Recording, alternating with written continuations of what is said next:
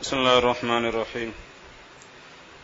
ولنا هن هذه الغاية لإسقاط ما ورائها إذ لولاها لاستوعبت الوظيفة الكلة وفي باب الصوم لمدة الحكم إليها. کوئی مختلفی مسئلہ امام ظفر رحمہ اللہ کی دلیل ذکر کر کے اور اب صاحب دائے جمہور احناف کی دلیل پیش کر رہے ہیں نا. یہ مسئلہ تو بہت مار کہ الہ کے ما بعد اور ما قبل میں شامل ہے یا نہیں.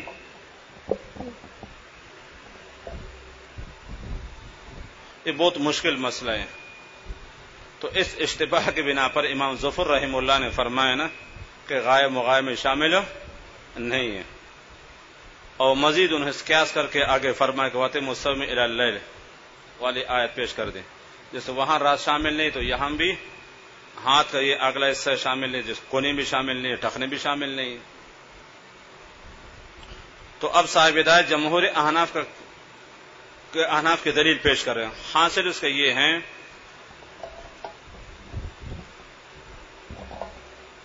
کہ اصول یہ ہے ضابطہ کہ الہ کے ما بعد اور ما قبل شامل ہے یا نہیں.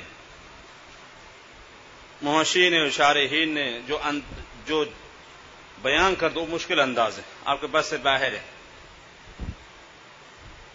یہ کیسے پتہ چلے گا الہ کا ما بعد الہ ما قبل شامل ہے یا نہیں؟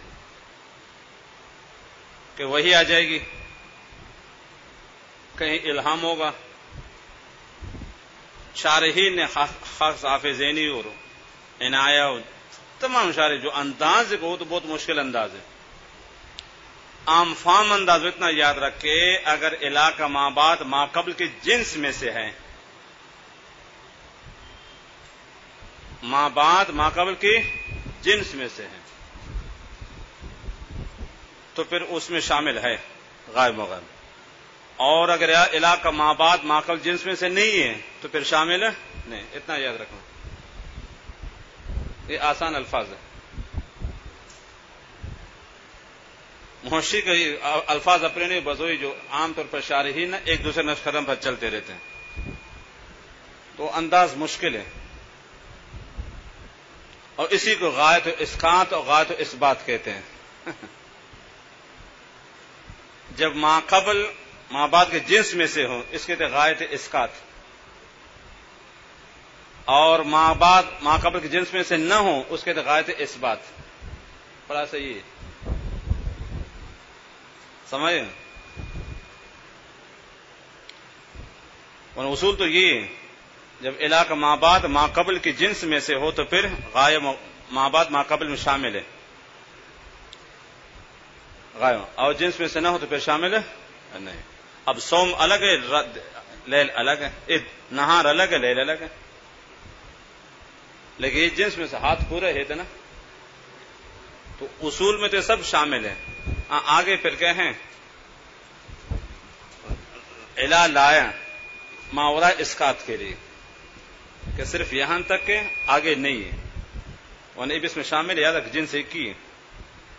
ہاتھ کے اطلاق پوروں سے لے کر یہاں تک ہو جاتا ہے، پیر کا اطلاق پوروں سے لے کر ران کا آخر حصے تک. اب پورے پیر دورے ہاتھ یہاں تک دو لے نہیں، اسقاط کے لیے الہ کوہنیوں تک آگے نہیں، کوہنیوں تک. چونکہ ما قبل ما بعد ما قبل کے جنس میں سے ہاتھ کے اطلاق یہاں سے لے کر یہاں تک ہو جاتا ہے، پیر کا اطلاق سمجھ گئے پوروں سے لے کر ناخن سے یہاں تک ران کے آخری سے تک ہو جاتا ہے. کیونکہ پورے پیر دو لے، پورا ہاتھ دو لے، کہاں تک اس کو حد میں ہونی چاہیے. تو الہ لائے نا الہ اسقاط کے صرف کونیوں تک ٹخنوں تک آگے نہیں ہے. تو اس کے کہ ہیں غایت الاسقاط. اور وہاں کی چونکہ لیل اس کی جنس میں سے نہیں ہے نہار کے، نہار الگ ہے اور لیل الگ ہے، تو وہاں جو الہ وہ اس بات کے لیے پر روزہ کہاں تک ہونا چاہیے؟ غروب آفتاب تک. تو غایہ اگر الہ کا ما بعد ما قبل کے جنس میں سے ہو تو وہاں جو غایت ہے نا اس غایت اسقاط کہتے اس کو. اور علاقہ ماں بعد ما قبل جنس میں سے نہ ہو تو وہاں غائب تو اس بات کہلاتا ہے. یہ آسان الفاظ میں یاد رکھنا، ورنہ شارحین جو کہیں یہ بہت مشکل انداز ہے. ٹھیک ہے، جس کو وہ انداز پسند یاد کر لے، کس نے روکا ہے، لیکن میرا انداز الگ ہے. مقصد درس میں یہ ہوتا ہے کہ طلباء کو پریشان کرنا، جنجال میں ڈالنا، مشکل الفاظ استعمال کر گول میں، یہ کوئی کمال نہیں ہے. اصل طلباء کو سمجھانا مقصد ہے. تو اس لیے میں عام فام انداز میں آپ کو پیش کر رہا ہوں. وہی ترجمہ بھی جیسے صاحب بیزاوی والوسی جو باتیں کرتے وہاں دیکھو تو دماغ گھومے گا. میں انداز الفاظ میں نقل کر کے آپ کو بتا دیتا ہوں، یا بھی اس طریقے سے. وَلَنَا أَيْ وَالدَّلِيلُ لَنَا أَنَّ هَذِهِ الْغَایَةَ لِإِسْقَاطِ مَا وَرَائِهَا. اسقاط مانا ختم کرنا، ان ماورا ہے اس کے بعد کے، بس یہاں تک آگے ساکت ہے، کیونکہ یہ بھی اس میں شامل ہے نا. جو الہ لایا اس بات بس یہاں تک آگے نہیں ہے، کہ اس کو جنس میں سے اگر یہ ذکر نہ کرتا تو پورا ہاتھ کو دھونا پڑتا بازون تک، آگے ایسا تو نہیں ہوتا. اسقاط ماورائے، اس کے غایت اسقاط یہ تب ہے جب کہ الہ کا ماں بعد ما قبل کے جنس میں سے ہو. کیوں؟ ولولا، اگر یہ غایت نہ ہوتی الى الکعبین اور کہیں المرفقین کہ قید نہ ہوتی تو لاستوعب الوظیفۃ، تو شامل ہوتا حکم الکل، پورے ہاتھ کو پورے پیر کو. اگر یہ غایت نہ ہوتی، اگر یہ الہ ذکر نہ کیا جاتا، مرفقین اور کعبین کا ذکر نہ ہوتا تو وظیفہ سے مراد وظیفہ نہیں، آپ کو 500 روپے ملیں گے 1000 روپے. وظیفہ سے مراد حکم ہے، تو پھر حکم مکمل ہاتھ کو شامل ہوتا ہے، یعنی ہاتھ یہاں تک دھونا پڑتا، اور مکمل پیر کو شامل ہوتا، یہاں تک دھونا پڑتا، پھر چڈی پہن کے وضو کرنا پڑتا، پھر بہت مشکل ہو جاتا. تو الی الکعبین اور کہیں الی المرفقین کہہ کر آگے کہیں ٹخنوں سے اوپر اور کہ کلائیوں سے اوپر والے حصہ ساکت کر دیا. ولولا، اگر یہ غایت نہ ہوتی لاستوعبت الوظیفۃ، تو شامل ہوتا حکم دھونے کا الکل، پورا ہاتھ اور پورا پیر کو. چونکہ غایت ذکر کر دے تو لہذا کہیں پورا پیر اور پورا ہاتھ اس میں شامل نہیں ہے، صرف ہاتھ کہیں کونیوں تک اور پیر ٹخنوں تک. اور فی الباب، امام ظفر قیاس کا جواب دے رہے ہیں. یہ صاحب ہدایت کی عادت ہے کسی نہ کسی طریقے سے مخالف کو جواب دے، چاہے مخالف جو بھی ہو، اپنا ہو یا غیر ہو، جواب دے دیتے ہیں. تو صاحب ہدایت کی عادت ہے کہ پہلے اپنے مذہب کو مدلل مبرہن کر کے بالکل ظاہر اور آگے مخالف کو جواب دے دیتے ہیں. وفی باب الصوم، امام ظفر قیاس کا جواب باقی رہا. مسئلہ صوم میں لمدت الحکم الیہا، حق مرجع غائب، تو وہاں تو کیا ہے یہ حکم کے لیے روزہ کہاں تک رہے گا، یہاں تک. اب ظاہر کہ اگر یہ نہ ہوتا نا تو نفس روزہ وہ تو 1 گھنٹہ کو بھی کہا جاتا ہے، 1 منٹ کو بھی کہا جاتا ہے، کہ صوم عام ہے نا، 1 منٹ کو بھی شامل ہے، 1 گھنٹہ کو بھی شامل ہے، 10 گھنٹے کو بھی شامل ہے. پر روزہ کہاں تک رکھے، 1 گھنٹہ 2 گھنٹہ، فرمایا کہ رات تک رکھو. تو وہاں تو میرے بھائی بیان حکم کے لیے کیا چیز غایہ وتم الصوم الی اللیل، وہ انتہائے صوم ہے. پر روزہ کہاں تک رکھو، 1 گھنٹہ رکھو، 2 گھنٹہ رکھو، 3 گھنٹہ رکھو، ظہر تک عصر تک، فرما کہ نہیں الی اللیل، غروب آفتاب تک. اور اس کے غایت ہے اس بات کہ اذ الاسم یطلق علی الامساک، کہ نفس سے کہ روزہ، اسم سے مراد کہ روزہ صوم یہ مطلق کہ ہے، امساک مانا کھانے پینے سے رک جانے کا جاتا، لفظ صوم مطلق ہے. ساعت ہے 1 گھنٹہ، آدھا گھنٹہ، چملاہوں کو بھی کہا جاتا ہے. تو آگے جب لیل کہہ کرنا اس کے ہیں بتا کہ وہ مدت یہاں تک ہے، رات تک. وفی باب الصوم لمدت غایت لمدت الحکم الیہا اذ الاسم یطلق علی الامساک ساعتن، ساعت مانے 1 گھنٹہ چند لمحات، کیونکہ لفظ امساک تو اس میں ہو جاتا ہے. ایک آدمی قسم کرے کہ واللہ لا صومو، اگر 2 گھنٹے روزہ رکھے تبھی کہ ہاں سو جائے گا. تو آگے جب رات کا ذکر کر دیا تو اس ساعت کو نکال کر کے مدت حکم بتا دی کہ ہیں طلوع صبح صادق سے لے کر غروب آفتاب تک. بس سارا دن آپ کو روزہ رکھنا پڑے گا، دن کا کچھ حصہ نہیں بلکہ مکمل دن. والکعب هو العظم الناتھی، آگے بتائیں کعب سے کیا مراد ہے؟ کہ پنڈلی کے نیچے جو ابری ہوئی اڈی ہوتے نا 2 طرف پیروں کی، وہ مراد ہے. پنڈلی کے نیچے دو اڈیاں ابری ہوئی. والکعب هو العظم الناتھی، وہ ابری ہوئی اڈی جو کہ پنڈلی کے نیچے ہوتی پیروں کے دونوں طرف. وہ صحیح ہو، اور یہی صحیح ہے. یہ کہہ کرنا کتاب الحج میں مسئلہ آنے والا ہے. امام محمد رحمۃ اللہ علیہ نے ایک مسئلہ بیان کر دیا، جس کے پاس جوتے نہ ہو تو وہ موزہ کاٹے تاکہ کعب ظاہر ہو جائے. کعب کیا ہو جائے؟ ظاہر ہو جائے.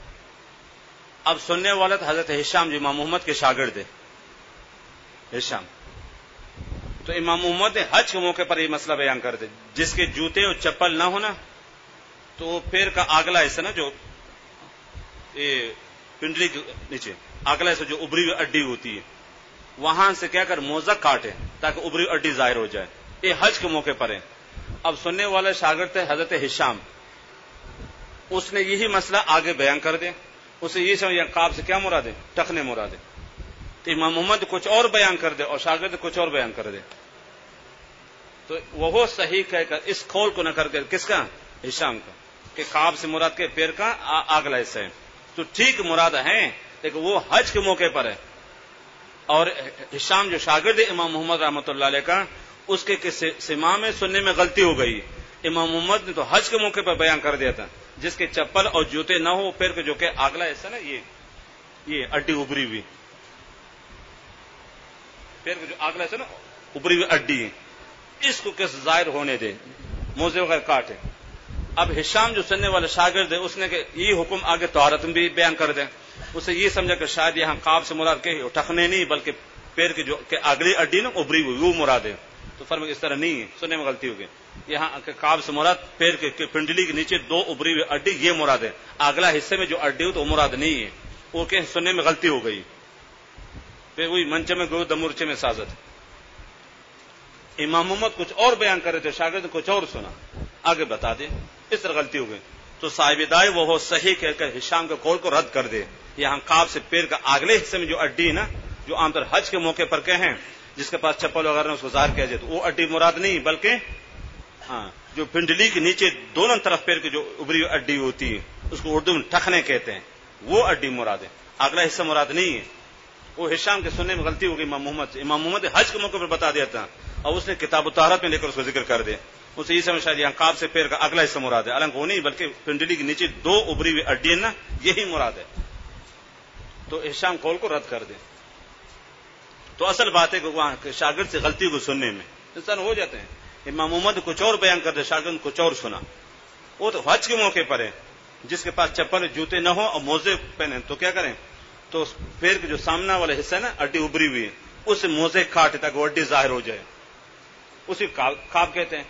اب شاگرد ہشام اس نے یہ سنا شاید کہ طہارت میں یہی ہے تو اس نے کہا یہاں کا الکعب ہے، یہاں کعب سے وہ کعب مراد ہے، پیر کے جو اگلا حصہ ہے، حالانکہ وہ مراد نہیں ہے، ٹکرے مراد ہے. سننے میں غلطی ہو گئی.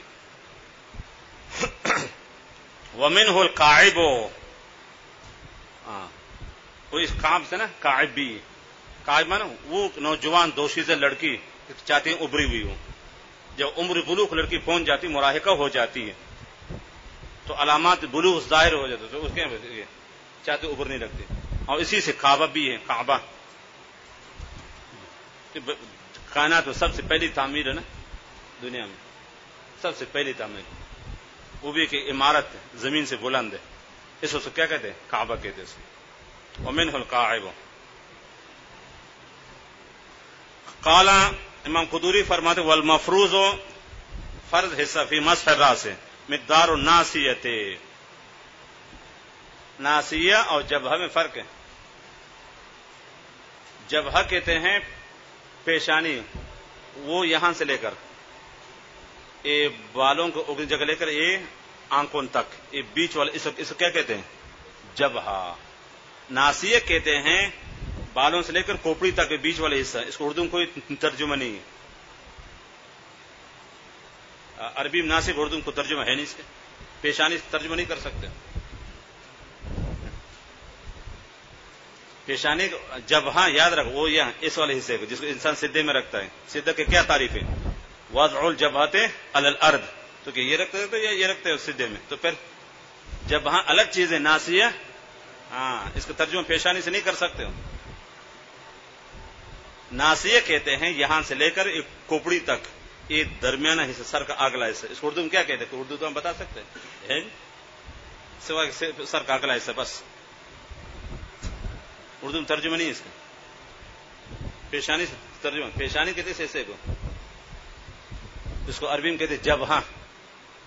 تو بالوں کے جڑوں سے لے کر یہ آنکھوں کے حصہ تک، یہ بیچ والے حصہ کے انسان سدھے میں، اس کو عربی میں کہتے ہیں جبہا، اردو میں کہتے ہیں پیشانی. اور یہاں سے لے کر یہاں تک کھوپڑی تک یہ بیچ والے حصہ، اس کو کہتے ہیں ناسیہ. اس کو اردو میں کیا کہتے ہیں؟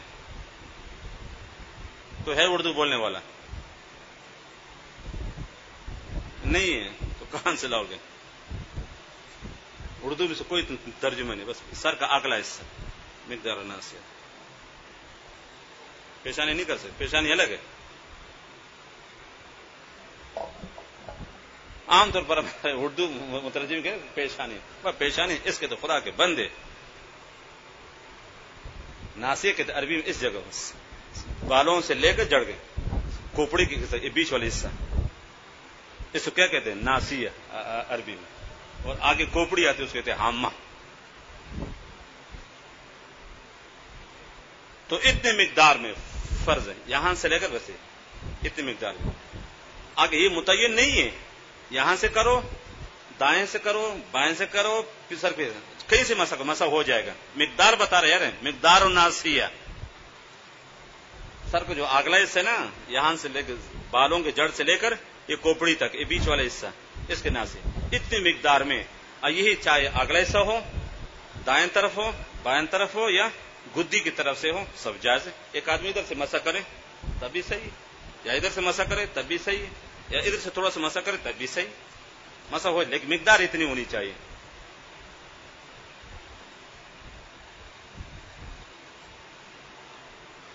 والمفروض فی مسح الراس، فرض سر کو مسا کر رہے ہیں، مقدار الناس وہ ربع الراس، وہ سر کی چوتھائی سے. سر کو 4 حصوں میں تقسیم کریں، 4 حصوں میں چوتھائی سے نکلے گا.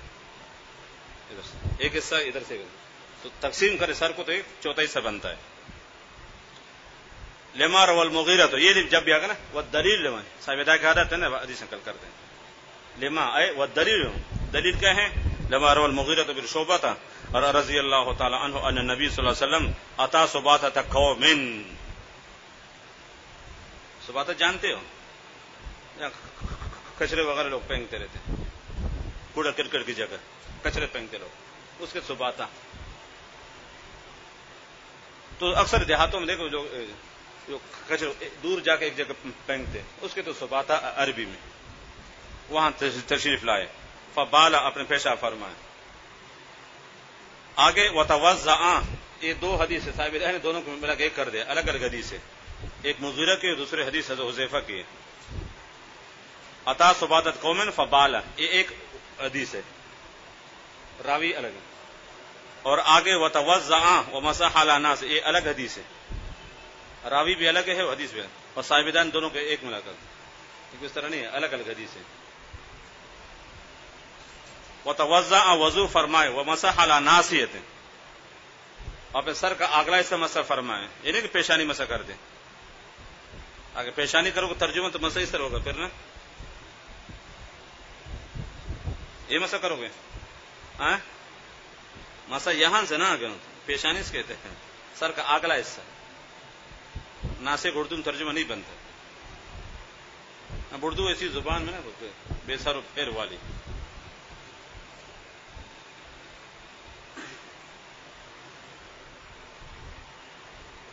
وہ خفے ہیں اور موزوں پر مسح فرمائے. اصل کے ناصر وہ امامت ہے، وہ خفے ہے. اب اس کا اندازہ لگایا ہے، چونکہ آپ صلی اللہ علیہ وسلم نے نا سر کا اگلا سے مسح فرمایا، اب اس کا اندازہ لگا چوتھائی سے بنتا ہے، تو اس لیے امام ابو حنیفہ رحمہ اللہ نے فرمایا کہ چوتھائی سے مسح کریں. تو آپ نے سر کا ناصیہ مسح فرمایا. اب ناصیہ کو آپ حساب کر لینا تو سر کے چوتھائی سے بنتا ہے.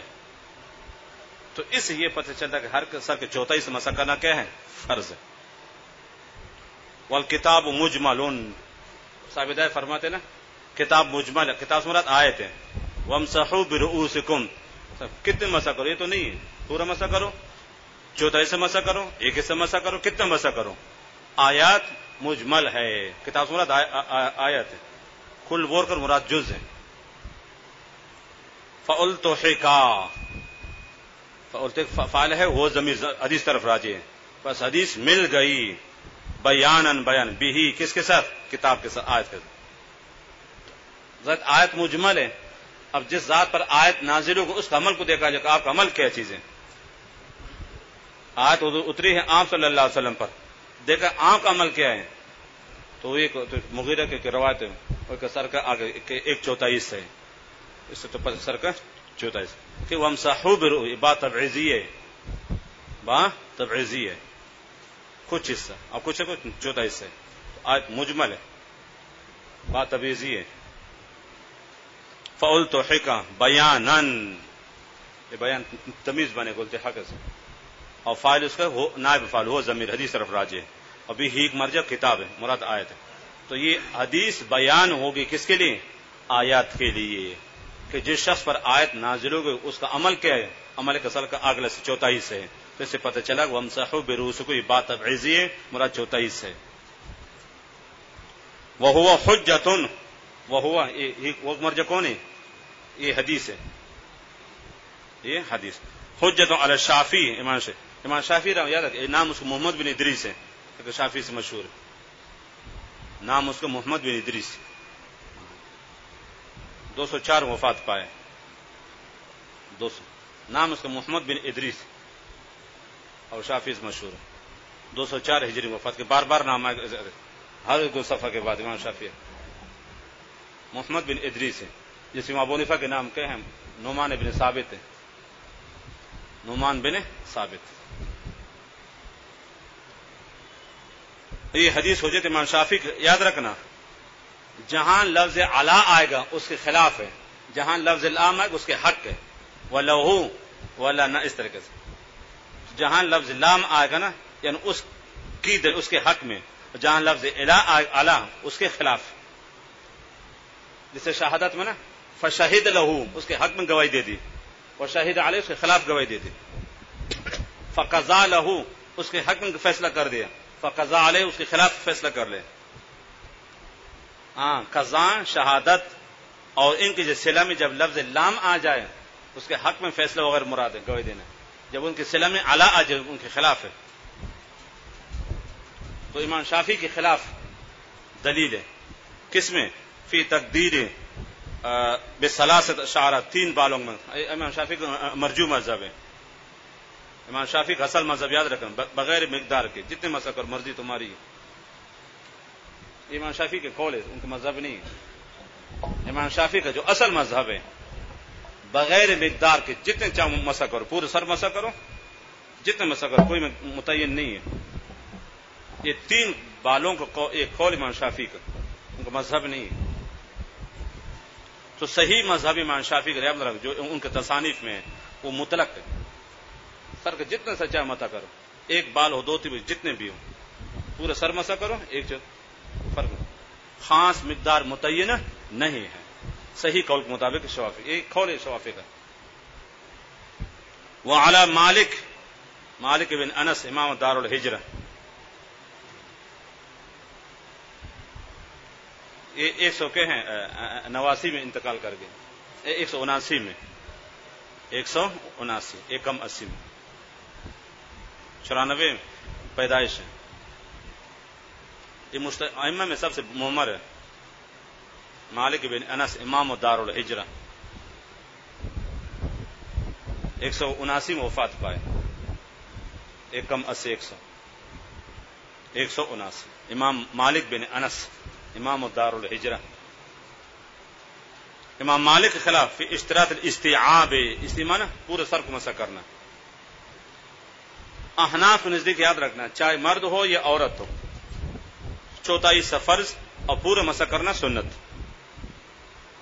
احناف کے مفتابی ہی قول، آگے ثابتہ اور بھی اقوال ذکر کر رہے ہیں. شوافی کے نزدیک چاہے مرد ہو یا عورت ہو مطلق جتنے چاہے مسح کرو، کوئی فرق نہیں. امام مالک کے نزدیک مکمل سر مسح کرنا فرض ہے، چاہے مرد ہو یا عورت ہو، کوئی فرق نہیں، مکمل سر کو، کہ آیت مطلق وامسحوا برؤوسکم، جتنے چاہے مسح کرو. آیت مطلق ہے، والمطلق یطلق علی اطلاقہ، پورے سر کو مسح، فرد اعلیٰ کے اعتبار ہے پورے سر. اور یہ امام احمد کا مذہب ہے، پورے سر کو مسح کریں. البتہ عورتوں کے بارے میں امام احمد کچھ تخفیف کرتے ہیں، اگر سر کا کچھ حصہ مسح کرے جائز ہے. تو امام احمد عورتوں میں وہ احناف کے ساتھ ہے، اور کہیں مردوں کے بارے میں امام مالک کے ساتھ ہے. مرد تو پورے سر کو مسح کرے گا، البتہ عورت اگر کہ سر کچھ حصہ مسح کرے تب بھی جائز ہے امام احمد کے نزدیک. پورے ہدایت میں امام احمد کا نام نہیں ہے، یاد رکھنا، سوائے دو بزرگوں کے، امام شافعی اور امام مالک کے. امام احمد کا نام نہیں ہے، وہ ضمن میں بتاؤں گا آپ لوگوں کو. وفی بعض، یہاں تک تو بات ہو گئی نا. احناف کو جو مفتابی قول ہے اور معمول بہا قول ہے، وہ سر کے چوتھائی حصے ہے. آگے صاحب ہدایت آپ کو سیمائی میں اور خاص کر افاق میں فیل کرنے کے لیے دو قول اور بتا رہے ہیں. سیمائی میں خاص کر افاق میں آپ کو فیل کرنے کے لیے. خلاصہ اس کا یہ ہے کہ احناف کے ہاں سر کو مسح کرنے میں 3 قول ہے. پہلا قول جو ابھی گزر گئے، جو عام طور پر احناف کو مفتابی ہی قول، اس پر احناف کا عمل ہے، وہ چوتھائی حصہ فرض ہے اور پورے سنت. اور آگے دوسرا قول بتا رہے ہیں کہ 3 انگلیوں کے برابر سر کو مسح کرے تب بھی جائز. 3 اکثر حکم الکل. اور تیسرا قول احناف کا، سر کے 1/3 مسح کریں 1/3. ابھی تو چوتھائی قول ذکر تھا نا، ربع الراس، اور تیسرا قول کے ثلث الراس. تیسرا قول یہ احناف. لیکن یہ 2 قول یاد رکھنا، ایسے کتابوں میں ہیں لیکن عمل پر احناف کو مفتابی عمل یہ سر کے چوتھائی سے مسح کر کے فرض ہے. 3 انگلیوں کی مقدار یا کہیں 1/3، یہ مرجو اقوال ہے. اور پھر بعض روایتیں امام محمد سے مروی ہے، قدر ہو بعض اصحاب سے یاد رکھنا کہ امام ابو حنیفہ اس کے شاگرد وغیرہ مراد ہے. جب مشائخ بولے تو مقلدین مراد ہے. اصحاب سے متقدمین احناف مراد ہے، اور مشائخ سے متاخرین احناف مراد ہے. ایک اثر کے لفظ آ جاتا ہے مشائخ اور اصحاب. اصحاب سے مراد متقدمین احناف، جو ابو حنیفہ اس کے تلامذہ اس کے شاگرد وغیرہ. جب مشائخ بولے تو متاخرین احناف مراد ہے، بعد 300 کے بعد آنے والے حضرات جنہوں نے امام ابو حنیفہ کو نہیں دیکھا ہے. اور یہاں بعض اصحاب سے مراد امام محمد مراد ہے. اصحابنا بثلاث رکھیں اصابع الید 3 ہیں، لانہا اکثرها، کیونکہ 5 انگلیاں نا، اور 3 اکثر حکم الکل. ما هو الاصل فی آلۃ المسح، جو کہیں اصل کس میں مسح کرنے میں. یہ ہاتھ سے مسح کیا جاتا ہے نا، یہ پیروں سے مسح کرو گے نہیں، یہی آلہ ذریعے. تو 3 انگلی کافی ہے، تو اکثر حکم الکل ایک مرجو قول ہے. اور تیسرا قول ہے کہ سر کے 1/3، جب سر کو 3 حصوں میں تقسیم کرو نا تو 1/3 مسح فرض ہے. اور تیسرا جو ابھی گزر گئے چوتھائی حصہ. یہاں تک تو وضو کے فرائض مکمل ہو گئے. یہ وہ ان کے بغیر وضو ہوتا نہیں، یہ ہر حال میں کرنا پڑے گا، اس میں کسی کے اختلاف نہیں. آگے وضو کی سنتوں کا مقصد یہ ہے نا، کرو تو مکمل ثواب ملے گا. اگر کوئی سنت چھوٹ جائے تو وضو تو ہو جائے گا، البتہ ثواب میں اور اجر میں کمی ہوگی اگر نفس وضو ہو جائے تو.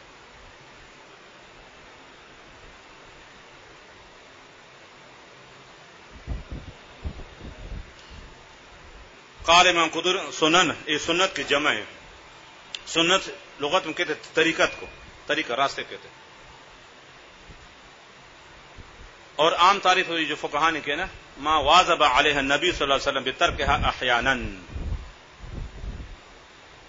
السنت ما واظب علیہ النبی صلی اللہ علیہ وسلم ما ترکہا احیانا، ہمیشہ آپ نے عمل کے لیے، کبھی کبھی آپ نے چھوڑ دیو. یہ عام تعریف فقہا کرتے. ما واظب علیہ النبی صلی اللہ علیہ وسلم ما ترکہا احیانا، یہ آپ صلی اللہ علیہ وسلم کے عمل پر یہ تعریف صادق آ جاتی ہے. لیکن آنے والوں کے جو اچھے اعمال وہ کیا کریں گے تو ان کے بارے میں السنت طریقۃ مسلوقۃ فی الدین، طریقۃ مسلوقۃ فی الدین، ایک بہترین طریقہ کس میں؟ شریعت میں. سنن طہارت، سنت کی جمع سنت طریقہ کہتے ہیں، اور شریعت ما واظب علیہ النبی صلی اللہ علیہ وسلم ما ترکہا احیانا. اور دوسری تعریف طریقۃ مسلوقۃ فی الدین، دین میں ایک بہترین راستہ جس پر کہیں لوگ چلتے ہو. اور یاد رکھنا سنت کے اطلاق جیسے افعال النبی پر ہو جاتا ہے تو لفظ جواز پر ہو جاتا ہے. لفظ جواز ہاں سنت جائز ہے، جیسے نبی کے فعل پر اس کا اطلاق ہو جاتا ہے تو لفظ جواز پر ہو جاتا ہے. اب ظاہر فقہ کے کتنے جزیات کو نبی سے تھوڑی ثابت ہے، لیکن جواز کر لیتے ہیں. لوگ آپ سے مسئلہ پوچھتے ہیں نا، آپ قرآن سنت کے مطابق جواب دے دیں. آپ ہدایہ قدوری کے بارے نقل کرتے ہو کہ سنت ہو گئی کہ اس نے عبدالوہاب سے مسئلہ پوچھا کہ حضرت مجھے ایک جواب چاہیے قرآن و سنت کی روشنی میں. اب اس نے جواب لے کر قدوری نورزا کے بارے نقل کر دے. کیا قرآن سنت مطابق جواب ہو گئے؟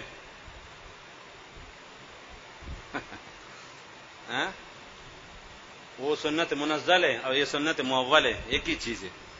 قرآن حدیث کہتے ہیں شرع منزل اور فقہ کہتے ہیں شرع مؤول ہے، ایک ہی ہے. لوگ آپ سے مسئلہ پوچھتے ہیں پر مجھے آپ قرآن سنت کی روشنی میں دے دیں. آپ ہدایہ اور تعلیم اسلام اور شامی کی عبارت پیش کرتے ہو کہ وہ شریعت ہے. یاد رکھ قرآن حدیث سنت کے شرع منزل جو براہ راست آسمان سے آئے، قرآن آسمان سے آئے، حدیثیں وہی ہیں. اور فقہ شرع مؤول ہے، یہ قرآن حدیث سے کیا ہے نکالا گیا. بات پوچھتے ہیں اس یہ بھی سنت ہے، فقہ عبارت یہ بھی سنت ہے، لیکن یہ سنت مؤول ہے، یعنی یہ سنت سے اخذ ہے. وہ سنت منزل ہے، براہ راست پیغمبر کو اللہ کا حکم ہے. تو شرع منزل اور شرع مؤول، قرآن حدیث شرع منزل ہے، قرآن آسمان سے آئے ہیں، احادیث اللہ کا حکم وہی ہے. اور فقہ شرع مؤول ہے. مؤول مانا قرآن حدیث سے کہیں ماخذ ہے، ماخوذ ہے، وہ سے مستنبط ہے. لوگ آپ کا حدیث پوچھتے ہو کہ فقہ کے جواب دیتے ہو، یہ شریعت جواب ہے. یہ بھی شریعت ہے وہ بھی شریعت ہے، فرق صرف وہ شرع کے منزل ہے اور یہ مؤول ہے. تو سنت کے اطلاق یاد رکھنا جیسے پیغمبر صلی اللہ علیہ وسلم کے افعال اور اعمال ہو کہ لفظ جواز پر ہو جاتا ہے. دیکھیں فقہ کتاب یجوز پوری امت پر عمل کریں، کیا نبی سے ثابت ہے کہ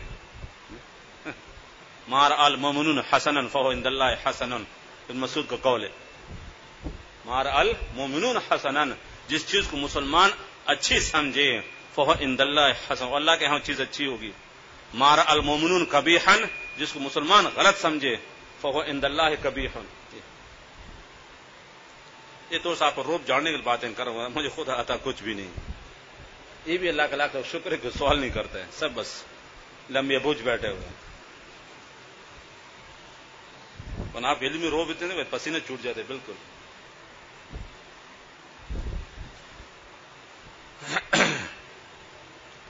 غسل طہر وضو سے. نمبر 1 غسل الیدین، ہاتھوں کو دھونا ہے قبل ادخال الاناء. یہ مفعول فی بنتا ہے کس کے لیے؟ ادخال مصدر کے لیے، کہ مصدر اور فعل عمل میں دونوں ایک جیسے ہیں. جیسے فعل کا مفعول یہ اناء مفعول فی بنتا. برتن داخل ہونے سے پہلے بزرگوں کے دور میں یاد رکھنا، ابھی دیہاتوں میں نا لوگ لوٹے لے کر کے وضو کرتے تھے. اب یہاں آپ ٹوٹنگ وضو کرو، کس پر عمل کرو گے؟ کہاں گئی سنت تمہاری؟ یہ تب ہوگا جب انسان کیا کرے گا، برتن سے پانی لے کے وضو کر لے. اب بڑا برتن مثلا بالٹین ہے، مٹکا ہے، اس سے پانی نکالو، کیسے نکالو گے؟ جب ہاتھ کے اندر ہاتھ اسے ڈالو گے نہیں، تو پہلے ہاتھ دھو لیں اور پھر اس طریقے سے برتن میں کیا ہاتھ ڈالنے سے پہلے ہاتھ دھو لیں. کب استيقظ، یہ جزائے مقدم ہے، اب شرط مؤخر ہے. جب بیدار ہو جائے متوضی وضو کرنے والا شخص من نومه، چاہے رات کی نیند ہو چاہے دوپہر کی نیند ہو. سمجھ اے صوفی صاحب جھٹکے لگ رہے، خیر تو ہیں؟ آنکھیں ایسی رہے کہ ٹریفک سگنل ہو جائے نا، کبھی ایک لائٹ پیلی ہوتی ہے تو ہری ہوتی ہے. ایک پرانا ٹرک چلتا ہے نا، بیٹری کبھی ہل جاتی نا، کبھی لائٹیں جلتی ہے کبھی بند ہوتی ہے. سیدھے بیٹھو.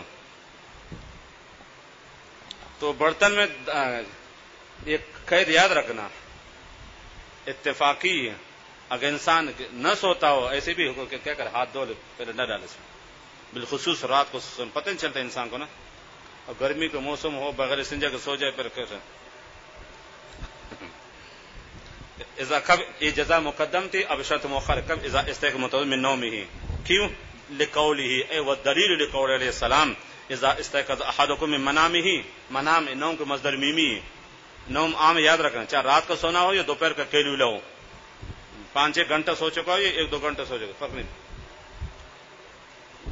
فلا يغمسن يده، یہ اذا کا جواب. اذا استيقظ، جب بیدار، اپنے ہاتھ ہرگز کبھی بھی، نون سکینہ کا ترجمہ ہے، ہرگز کبھی نہ ڈالے. پھر انا حتی یغسلها ثلاثا، یہاں تک 3 دفعہ کیا کر اس کو دھو لیں. کیوں؟ فانه غسل کے تعلیل ہے، یا ان علت کے لیے، غسل کے لیے علت بیان کرے. فانه لا يدري، اس کو معلوم نہیں این باتت یده، رات کو ہاتھ کہاں کہاں لگا ہے. یہ کرو ترجمہ، ہاتھ کو کہاں رات گزر ہے نہیں پتہ نہیں چلتا انسان کو، رات کو ہاتھ کہاں کہاں لگا پتہ نہیں چلتا. اور گرمی کو موسم ہو بغیر استنجا کے سوئے ہو، سمجھ رہے ہو، اور ہاتھ غلط جگہ گندگی لگا اسی پانی میں ڈال، پانی ناپاک ہو جائے گا. یہ یاد رکھا، یہ انسان کے جو اعضاء دو ہے نا، وہاں مؤنث کے صیغہ استعمال ہوتا ہے. پیر 2 ہے تو وہ اعضاء انسان کے 2 وہاں مؤنث کے صیغہ استعمال ہوتا ہے، یاد رکھنا. پیر 2 ہے، آنکھیں 2 ہے، کان 2 ہے، ہاتھ 2 ہے، وہ مؤنث کا صیغہ استعمال ہوتا ہے. این باتت یدہ، لأن الید آلۃ التطہیر، وجہ بتا رہے کیونکہ ہاتھ جو ہے پاکی کا آلہ ہے. فتسن البدایۃ، تو اس ابتدا کریں، تو سنت اسے کیا کریں، دھونا شروع کریں، پہلے ہاتھ دھو لیں.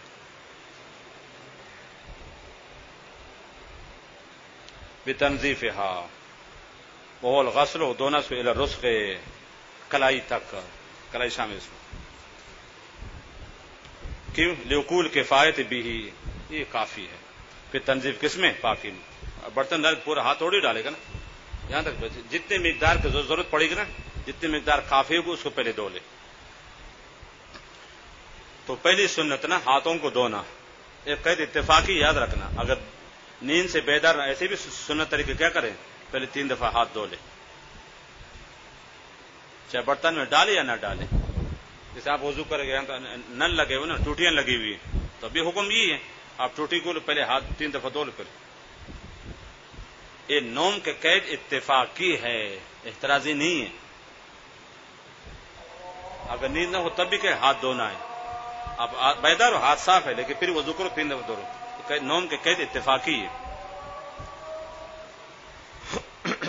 بس کرے یار.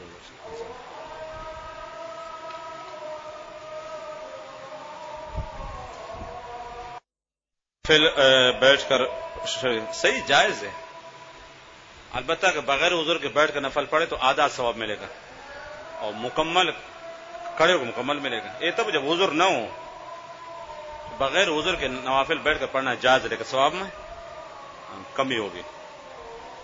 عام طور پر سڑکوں پر گلیوں میں گٹر کا پانی جمع ہو جائے جس سے بچنا دشوار ہو جاتا ہے. اگر پانی جہاں ابتلا عام بچنا بہت ہے، لیکن پھر جب یقین ہو کہ گٹر کا پانی ہے نا، وہ ظاہر ہے تو نجس ہے نا، وہ تو کپڑے ناپا ہے، لیکن بارش کے دوران نا تو پتہ نہیں چلتا، تو وہ پھر معاف ہے. عام دنوں میں جو پانی نکل دو تو براہ راست گٹھ، وہ تو نجس ہے، اس سے کپڑا ناپا، وہاں اطلاع عام معتبر نہیں ہے، جسے پیشاب پاخانہ بار بار لگ جائے. ہاں البتہ بارش کے دوران نا کہ مشکل ہو، گاڑیاں چلتی ہوئی پانی اچلتے سے موٹر سائیکل وغیرہ، تو وہاں چونکہ بارش کا پانی سے مکس پتہ نہیں چلتا، تو وہاں پھر کہ معاف ہے بارش کے دنوں میں. بارش کے پانی سر کو وہ چونکہ بچنا مشکل ہو جائے نا، وہ معاف ہے، فرق نہیں پڑے گا.